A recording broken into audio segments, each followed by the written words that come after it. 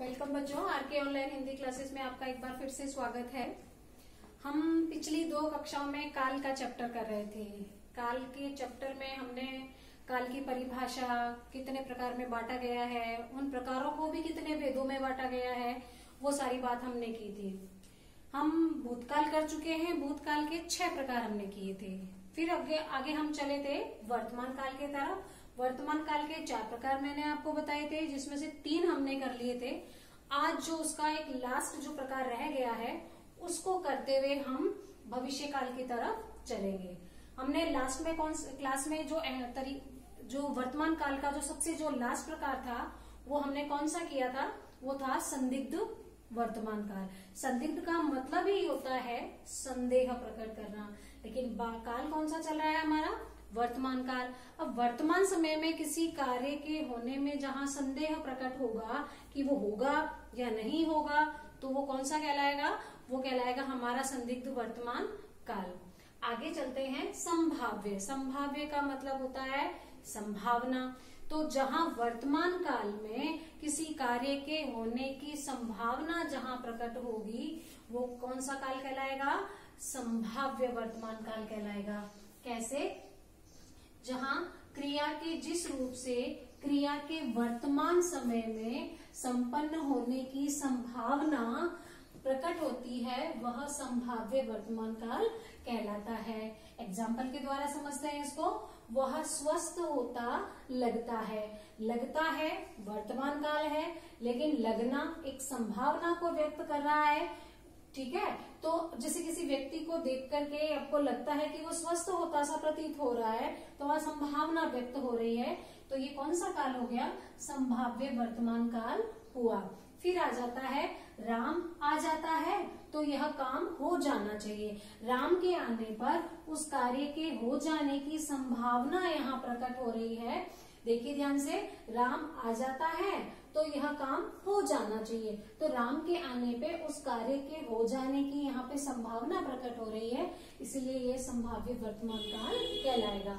वह पढ़े तो पढ़ने देना, उसके पढ़ने की यहाँ पर संभावना व्यक्त हो रही है, इसीलिए ये कौन सा है? संभाव्य वर्तमान काल।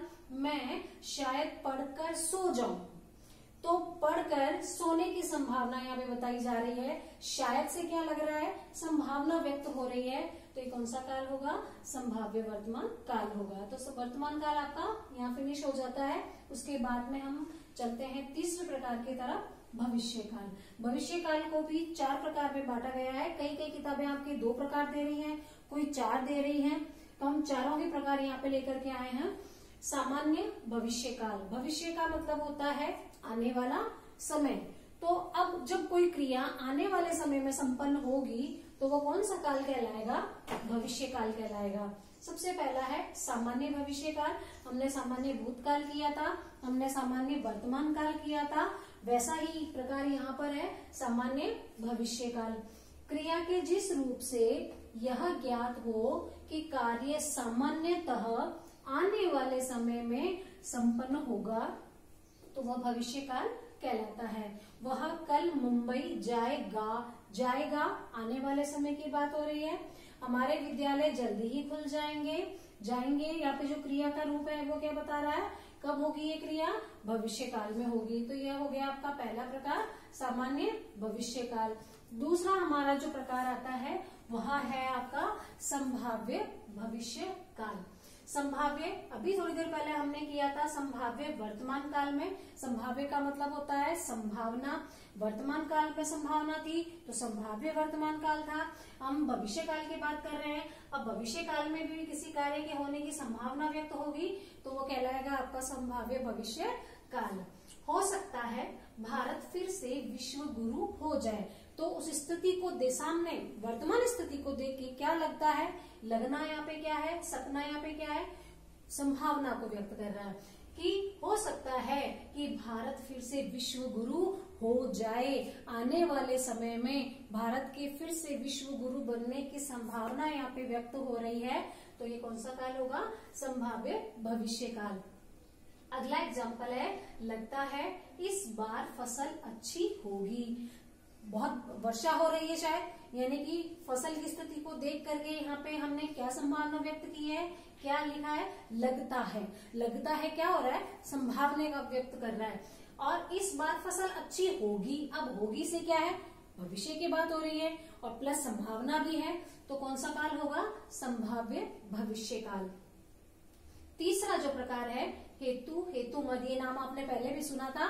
हेतु हेतुमद भूतकाल, भूतकाल की क्रिया थी लेकिन एक क्रिया दूसरी क्रिया पर निर्भर थी। अब यहाँ भविष्य काल है लेकिन यहाँ पे भी एक क्रिया दूसरी क्रिया पर निर्भर है। कैसे, क्रिया के जिस रूप से यह बोध होता हो कि आने वाले समय में, क्यों भविष्य काल की बात हो रही है, आने वाले समय में किसी क्रिया का होना किसी दूसरी क्रिया पर निर्भर है। दो क्रियाएं हैं यहाँ पे, एक क्रिया दूसरी पर निर्भर है। कैसे, देखिए, यदि मेहनत करोगे तो प्रथम आओगे। अब प्रथम आना किस पर निर्भर है, मेहनत करने पर, लेकिन काल कौन सा है, करोगे, आओगे, आने वाले समय की बात हो रही है। तो अब एक क्रिया दूसरी क्रिया पर निर्भर है, तो हेतु हेतुमद भविष्य काल। इसको हम उस वाले जो हमने पहले किया था हेतु हेतुमद भूतकाल, उसमें परिवर्तन करके देखते हैं। यदि मेहनत करता तो मैं प्रथम आता, तो यहाँ पे भूतकाल में चला गया ये, लेकिन हम किसकी बात कर रहे हैं, भविष्य की बात कर रहे हैं। यदि मेहनत करोगे तो प्रथम आओगे, तो प्रथम आने की जो बात है वो कब किस क्रिया पर निर्भर है, मेहनत करने पर निर्भर है। और करोगे और आओगे किस क्या है, भविष्य काल की क्रियाएं हैं। दूसरा एग्जाम्पल देखिए, यदि प्रसन्न रहोगे तो स्वस्थ रहोगे, तो स्वस्थ रहना किस पर निर्भर है, प्रसन्न रहने पर। काल कौन सा है, रहोगे, ये भविष्य काल की क्रिया, एक क्रिया दूसरी क्रिया पर निर्भर है, हेतु हेतुमद भविष्य काल। अब कई क्रियाएं ऐसी भी होती हैं, चाहे वो वर्तमान काल की थी चाहे भूतकाल की थी, लेकिन अपूर्ण रहती हैं। ठीक उसी प्रकार भविष्य में भी कुछ क्रियाएं हैं जो लगातार चलने की संभावना जहां लग रही है, उसको जहां समाप्त होती वो नहीं दिख रही हैं, वो अपूर्ण के अंतर्गत आएंगी। अपूर्ण का मतलब होता है पूर्ण ना होना, अपूर्ण भविष्य। क्रिया के इस रूप से यह ज्ञात होता है कि कार्य आने वाले समय में भी होता रहेगा, आने वाले समय में भी कंटिन्यू रहेगा ये काम। जैसे उनका झगड़ा तो होता ही रहेगा, भविष्य में भी झगड़े के लगातार चलने की संभावना यहाँ पर व्यक्त हो रही है। दूसरा एग्जाम्पल, यह विद्यालय सालों चलता रहेगा, भविष्य काल। अब चलता यानी चलता रहेगा, यानी कंटिन्यूटी की बात हो रही है, कार्य खत्म होता है यहाँ पे नहीं दिख रहा है, तो अपूर्ण भविष्य काल कहलाता है। तो आज हमारा ये चैप्टर पूरा फिनिश हो जाता है। पूरा का पूरा हमने आज कौन कौन से देखे, हमने पिछली कक्षाओं में भूतकाल, वर्तमान काल और आज हमने भविष्य काल भी यहाँ पे पूरा कर लिया है। अगली कक्षा में हम फिर से एक नए टॉपिक के साथ बात करेंगे, लेकिन उससे पहले मैं आपको 1-2 दिन का गैप दे देती हूँ, ताकि आपका यदि कोई पेंडिंग वर्क रह गया है, आपका रिटर्न वर्क पूरा का पूरा कंप्लीट हो जाना चाहिए, ताकि आने वाले समय में आपके ऊपर कोई बहुत ज्यादा लोड ना आए। क्यों, क्योंकि आपका फटाफट फिर सिलेबस चलेगा, इसीलिए आप रिटर्न के अंदर जैसे जैसे जो क्लास होती जा रही है आप अपना रजिस्टर मेंटेन करते जाइए, एकदम साफ सुथरी राइटिंग में बिना काट छाट किए। ठीक है, मिलते हैं अगली कक्षा में एक नए टॉपिक के साथ। बाय।